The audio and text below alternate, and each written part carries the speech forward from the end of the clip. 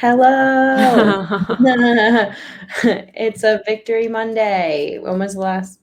Oh no, we had a Victory Monday last week. We're here to talk about the Packers beating the Bengals in like one of the most wild games I've ever seen. I would have liked it to have ended a couple of field goals earlier than it did, but ultimately the Packers pulled one out. Mason Crosby did what we expected him to do, and they won 25-22, which was completely the opposite of what you and I thought it would be. I think you and I both went into this thinking it'd be more of like an offensive shootout. And High then scoring. and then it turned into the opposite of just like defensive slog. So weird game. How'd you feel after it? It was, yeah, I mean, going into the 2017 game, knowing that was like the last team that Aaron Rodgers outside of the Packers needed to beat. That was a weird one, went down to overtime. Aaron Rodgers threw like his second career pick six ever at Lambeau Field against the Bengals. So it was like a super weird matchup in 2017. Going into this game, I was like, well, there's no way that like all this fluky shit can happen again. But I guess that's kind of what happens when you have two interconference opponents that only see each other every 4 years. Weird stuff like this is bound to happen. And I mean, I don't know about you, but on the rewatch, even like knowing what was happening, every time, either Mason went up for a kick, I would be like, there's so many opportunities for daggers here.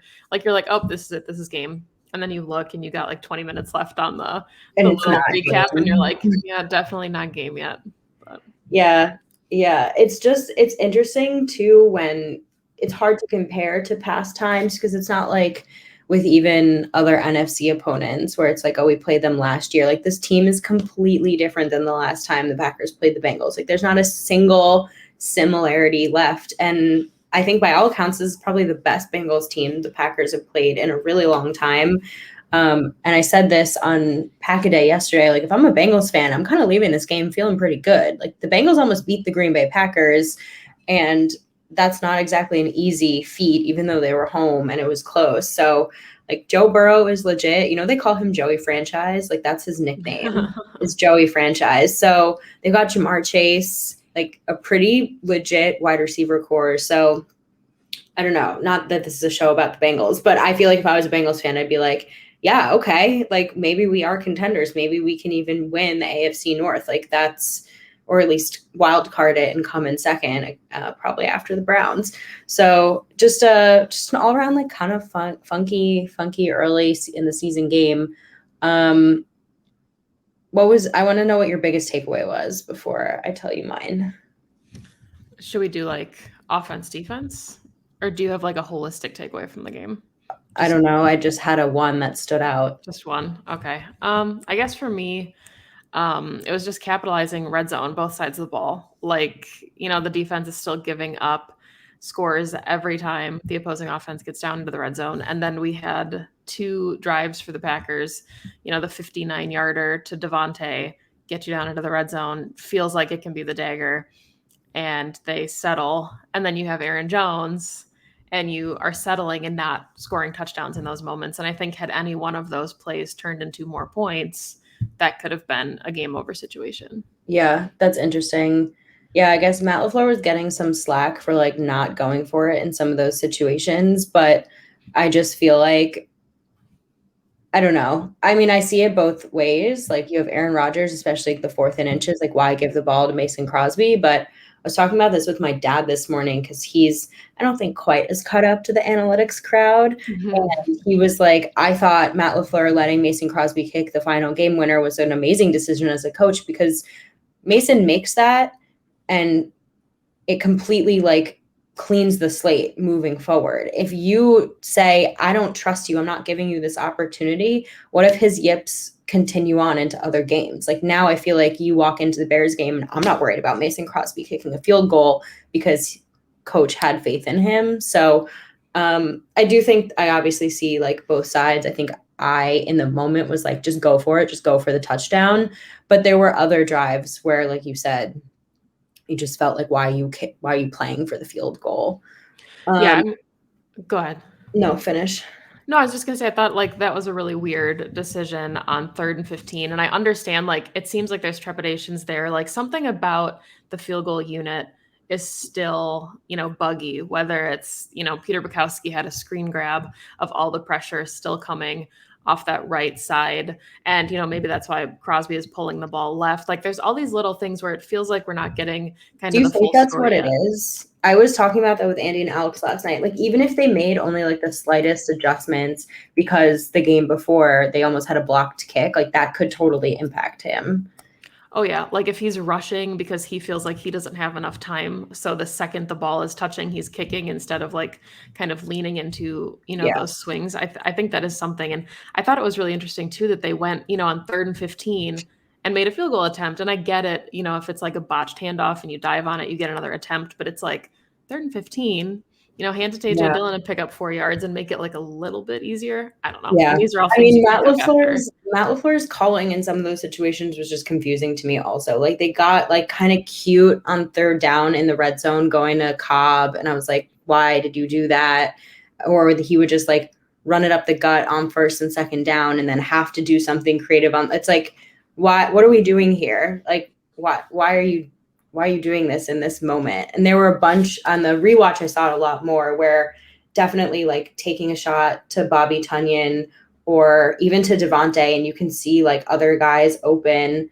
They wouldn't have been as big plays, but like Aaron Jones is open in one of them. There's like a crosser at one point where both guys are open and Rodgers is trying to hit Devontae. And it's like, I get when you see Devontae one-on-one, you're like, I'm going to take that. But they're going to have to start taking those check downs if they're going to beat better teams than the teams they played. Yeah, somebody commented on one of my tweets, and I thought this was, a really good point. And he was basically just saying that, like, for all the motion that we're seeing from the offense, like at some point you're gonna have to start using it, or they're Yeah, not gonna buy it anymore. Like right. we always see Lazard and Rogers in motion, and then nothing ever comes of it. So, maybe that's the trap, right? Is like next week against the Bears, they're gonna have like motion on 80% of their plays, and it's just gonna completely torch defenses. But we're seeing a bunch of setup, and now I want to see like what that looks Yeah. like in game action. I was actually wondering if this was the game we would finally see like an Amari Rodgers jet sweep, but it wasn't the game for it. But I also think it wasn't like the Bengals defense was prepared for that. Like they were hitting Jones and Dillon both in the backfield. And so I can understand also why Matt LaFleur was like, this is the wrong defense to check this with. Yeah. My takeaway of the game was how impressed I was with the corners and how they like basically not shut down, but they kept all the Bengals wide receivers in check. I mean, obviously Jamar Chase had his moments, but if you take away that big touchdown, which I guess was to Savage, was the one. Okay, first of all, just quick tangent, because I know it looked like Savage really blew that, but I gotta say, if he wasn't as fast as he was, he wouldn't even been able to make a play on the ball. I know you and I and Rachel talked about this, but like his speed almost made it so that was a pass breakup. So that was crazy if you watch him like just come across the field with Jamar Chase. Anyway, I thought him and Stokes were so fun to watch, like battling it out. Like Stokes would win a few and then Chase would win a few. And it was just a really like fun back and forth. And obviously maybe I wouldn't be saying it was fun if the Packers lost, but just Stokes looks good. Like he's tracking with easily the best rookie wide receiver. He's tracking with pretty much everyone. He's making like legit plays. And to not have Jair Alexander, like that was, I think, everybody's biggest worry going into this game. Like I was like, how are Stokes and King going to play? What's the middle of the defense going to look like? King played great until he got hurt. Like that was pretty unfortunate, but he played great. I think he gave up like 17 yards all game while he was playing. Even Chandon and the safeties, like they just really like rose to the occasion. And I can imagine that it can be nerve-wracking and a little like demoralizing to lose your all-pro like star cornerback. And I know as a fan, I'm sitting on my couch, I was like, of all the weeks, you get T. Higgins and Tyler Boyd and Jamar Chase, like these Bengals can torch you, and they didn't. They really like kept them in check, and it was incredibly impressive. Yeah, the Kevin King that we saw yesterday felt like the Kevin King of 2019, which was really important. And I think it was a huge, moment for him too. And, I saw the takes on Twitter that were like, hey, it's probably a little bit easier to play corner when you don't have an all-pro across from you. Like when you're not the guy every down, he's getting nitpicked when he's on the field because nobody wants to throw the ball to Jair. And, Right. obviously Eric Stokes looks good, but he's not at that level. So I thought the two of them together made the most of their opportunities. Some tackling hiccups, I think, where we'd still like to see, wrapping up. But for the most part, as far as like, the Joe Barry methodology of like keeping the plays in front of you, I thought they did a really good job of that. They did. And like I think when I watched back today too, understanding that King got hurt before he got pulled out, it kind of understands a little bit more like why he played the way he played, because he was obviously, like LaFleur said, playing with like one shoulder. And sure, I think Stokes could have wrapped up Samaje Perine a little bit more. I mean, he was better.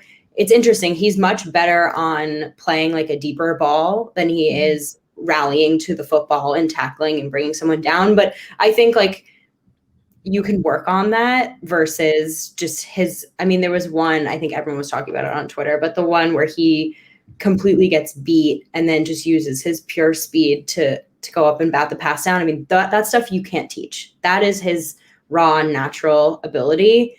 And that was really, really fun to watch. Yeah, it makes me excited for what he's going to be with some more shaping and molding. I agree. And who better, to have than Jerry Gray. But I felt so bad for Kevin King. Like he played such a good game.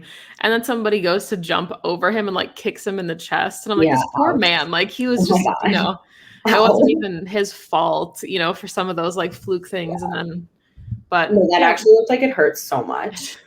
That absolutely takes the wind out of you. Other thoughts on defense. Cause I felt it was really interesting kind of do the rewatch and feel like I put it on Twitter, but Joe Barry kind of got the most out of everybody at every level. Like it felt like it was really a rallying game for the defense. Without Jair, you're already without Z. But having Chris Barnes back, I thought made a big difference opposite Devondre Campbell. I thought Jonathan Garvin actually looked really good. I kept seeing 53 kind of flying around making plays. I thought PJ Slayton was out there making plays. Yeah. Yeah, I thought the front is looking really good. Like they're trending in the right direction, which I was really not confident in, especially when you lose Z. You're like, okay, who the heck is going to step up? But like Preston and Rashawn are getting pressure consistently. And Kenny is back to pre-injury Kenny form. Like I felt like when Kenny came back last season, he was either just not quite right or was just having to do too much. And he looks like he did when he got paid. Like he's just absolutely wrecking people. And then it helps when you have guys, like you said, like Jonathan Garvin or Dean Lowry, who had like his one great game of the season, and they're just all working together very well. I hope Z can come back. All I kept thinking was I hope Z can come back, because if they can get Z in there the way they're playing right now, this front's going to be unstoppable. Like that's just your, I don't know, missing link to just absolutely wrecking offensive lines. Yeah. And I don't know, I'm curious, I guess, your thoughts on this too, because, rewatching the game, there were a couple moments where it would feel like they were on 3rd and short or 4th and short, and Joe Burrow like needed 2 yards and he picked up 3. Like he would do just enough with his legs. And Bojack says, hi, Bojack. But it felt like and Joe Burrow is a pure pocket passer kind of quarterback. Like he's not looking to make big plays with his legs for the most part. So when you go up against like a Justin Fields next week or a Kyler Murray in a couple of weeks, like thoughts on the defense, I guess, with those kind of quarterbacks. Yeah, I thought it was interesting. Like Preston sniffed out the quarterback sneak, just didn't get there in time. So I feel like they're getting prepared. It's just a matter of execution. And I think even with, like you said, like Joe Burrow is not who you expect to do that. Like when you go up against a Justin Fields or even worse, like a Kyler Murray, like you're game planning for that going into the week, you hope. So yeah, I hope that they're more prepared, but I think it's a little bit more difficult when it's like a guy like Joe Burrow, or even who is doing it to them, like Jared Goff. Like those guys don't do that. So that felt like more like open opportunities for them, but not designed quarterback runs, which we're going to get. Yeah. And I mean, for the most part, I think the Packers have done a really good job on defense, kind of containing the run. We've seen them go up against some really, really good running backs to start the season, and nobody's really been able to kind of get going. I think, and not to bring up terrible memories, but we think of like Raheem Mostert against a Packers defense. And that's like, even though it's a couple of years removed, like that's our beacon in our brains of this Packers Dalvin Cook defense. last season. Yeah. And so far, for the most part, knock on wood, it's been really impressive from that front. Yeah. I'm trying to think of what else. I mean, when I watched the game back, I was kind of just like, this is exactly how I remember it. Like, I didn't get any really new and exciting takeaways from it. I think our running back tandem is incredible. I am just in awe of I don't know if this is me noticing more or if it's real, but I feel like Aaron Jones is better than he ever has been. Like, he turns things that look like they're going to be negative plays into positive yardage every single time he touches the ball. Like, he just looks so much more confident and so much more electric. I don't know if it's scheme or different training or he's always been like this. I'm just noticing it more, but wow. Yeah, I really, really I enjoyed the tandem of Aaron Jones and Jamal Williams. But I also am really loving seeing AJ Dillon. I thought he had, outside of maybe the Tennessee game, like one of his best performances as a Packer, got his first receiving touchdown. Yeah. I mean, we just got to see him so much more involved. And that was one of my takeaways from the game, is just that, obviously you have Devontae Adams, who is top 2, not 2, but this offense really works when you run it through your running game, whether it's Jones, Dillon, a combination of both. Like, that sets you up for a lot of the opportunities. But I'm curious kind of your thoughts on this too, because on the rewatch, and I guess for the season in general, I feel like we're not getting connections on deep shots. Like, there just seems like something is off. And I don't know if that's a lack of MVS, who hopefully will come back against the Bears, but it just feels like there's plenty of missed opportunities or taking shots that are unnecessary in what we would think, in the moment. I think it's the unnecessary shots for me. And we just talked about this before, but I'm just like, just move the ball, like move the chains. Like, I don't know why all of a sudden it becomes this like must force the ball down the field. And it's like, why? There was somebody open. So I don't know. I mean, the deep shot hasn't been there this season. Maybe it's missing MVS. There's nobody else who takes the top off the defense. Like, obviously Devontae Adams can do everything, but that's not his primary role. So I think maybe it's that. I'd like to see what it looks like when MVS is back, but I just hate the force feeding down the field when you can do more. And like we just said, the Packers there was one drive where I don't think they passed until they like were past the 50-yard line. Like, you could literally just run AJ Dillon and Aaron Jones and it works well. So why are you like force feeding the ball down the field?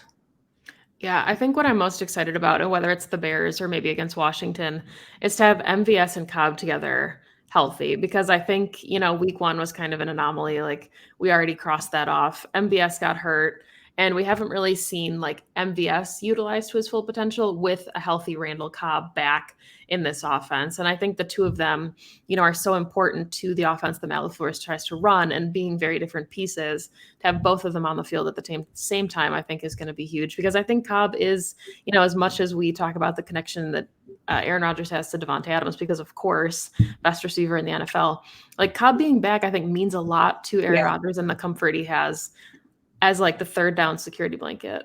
I was just going to say, I think of Cobb like a security blanket. And it's interesting to think, because like Devontae Adams is 2, but why not have 2? Why not both? Yeah, Cobb only like pops up 2 every once in a while, and I'm wondering if it's just like designed that way, or if he's just not open, or they're still trying to figure out how to rotate him in. But I think for someone who has such a good relationship with Rodgers, I'd like to see him targeted more. Yeah, something I've noticed too, and some of the comments brought it up as well, just like kind of what's going on with Tonyan. And I think so much of that is kind of what the game plan dictates. And unfortunately, without David Bakhtiari and Elton Jenkins, I think, Tonyan and Lewis to an extent, DeGuara, these guys are being used to chip and to help in pass pro so much that they're not getting opportunities. A healthy David Bakhtiari and Elton Jenkins coming back, I think that Robert Tonyan is in for a huge second half of the season. It's just, you're right. It's such a ripple effect of who's available. And then when no one is available, who can fill in those gaps. And luckily, like guys like him and Lazard even can fill in those gaps. Like Lazard can be kind of like a pseudo tight end if need be. But it's going to, yeah. I mean, the offensive line, now that you mention it, played so well. I was a little worried. I mean, I guess I don't know if I'm worried anymore about the offensive line until they show me that I have a reason to be worried. But definitely when you have 3 starting offensive linemen not playing, Josh Myers included, just the shuffling, you never know how it's going to go. But they played really well. Yeah, kudos to Lucas Patrick, who went from, being somebody that we all thought could potentially be a surprise release or a trade candidate through training camp because of all these young guys. Yeah, sorry, Lucas, to coming in. And, I think Pro Football Focus had said that he didn't have a single pressure or sack allowed that entire game. So just the way that this Packers team is built to have guys that can come in so seamlessly, primarily on the offensive line, is really exceptional. Yeah. Matt LaFleur won't give a timeline today on Bakhtiari's return, but he is eligible to get activated off PUP next week. That went by really fast. I know. And I think, after week 1, we're like, man, this is going to drag. Like this could be a really rough start to the season without Bakhtiari. And then, who would have thought 5 weeks in, this is a 4-1 Packers team with 3rd string left tackle and, 2nd string center making it work. Wild. Yeah. I think it's honestly. Oh, go ahead. I was going to say kudos to Adam Stenavich. Yeah, might be the surprise of the season. Thinking about, I know we talked about what's the defense going to look like with Joe Barry. The surprises, I mean, outside of like losing Jair, that's the biggest surprise. But having the offensive line, with as few growing pains as it has, I think was probably the most pleasant surprise that we got so far. What else you got on your mind? Curious your thoughts on this one. It's probably not like a hot take or fresh take at this point, but I'd like to see Kylan Hill return some punts. Every time Amari Rodgers is back there, I'm like, please just signal for a fair catch. And then he either runs into his blocker or loses a couple yards. And no disrespect to Amari Rodgers, I just would like to see somebody else back there giving it a go, I think, at this point. Yeah, I'd like to see him in the offense more. We got one snap of Kylan Hill. Everyone's so excited, and then he disappears. Yeah, I agree. I think why not rotate guys in and see who can be the most dynamic. Special teams, though, has been fine. Just fine, competent, average. So I'll take it over, being bad. Sorry, that was not the best analysis, but here we are. Just shore up that field goal kicking unit and you're fine. Let's hope that was a fluke. Yeah. I mean, I think, and that's part of it. Like if you watch the game, we talked about this a little bit already, but it just felt like we kind of had the same vibe after the Saints game. This one, obviously the Packers won instead of lost, but it was one of those games where so much went wrong that you're like, this historically won't happen many more times in the season. Like so many things that don't usually happen did happen, that it feels like, if only one of the 5 things had happened, it would have been a normal game. So it's not often that everything that can go wrong does go wrong. Yeah. And what made me feel better too a little bit was that it wasn't like the Bengals kicker was making everything. There was obviously something in the air, whether it was the wind or I don't know, that was just causing kicks to miss. So it's okay, Crosby. We'll get out of Cincy. Won't be there for another 4 years, maybe never have to deal with that again. Yeah, maybe a random preseason game they'll go over there, but otherwise I think he's safe from the Cincinnati air. If he's still kicking in 8 years, then that's its own brand of weird. Yeah, true. You're right. Just last time ever in Cincinnati, likely for Mason Crosby. Any final thoughts? I guess, check out Pax What She Said when we preview the Bears game. We have a special guest coming on this week. It's going to be a lot of fun. For being such common opponents, this is going to be a really fun matchup with a brand new quarterback, hopefully for Bears fans, the new era with Justin Fields. Woo. Lots to talk about. There's going to be a lot to talk about. Yeah, we'll break it all down. It'll come out normally like it does on Friday. And what else we got going on? I think that's about it. We'll be back next week, hopefully recapping a win. We'll see. Love a good divisional matchup. Hope that Soldier Field is nice and well groomed, stay intact. Worst field ever. And thanks for tuning in. As always, appreciate all of you asking questions and putting some comments in the chat. We love chatting with you. So go Pack Go. Yeah, go Pack Go.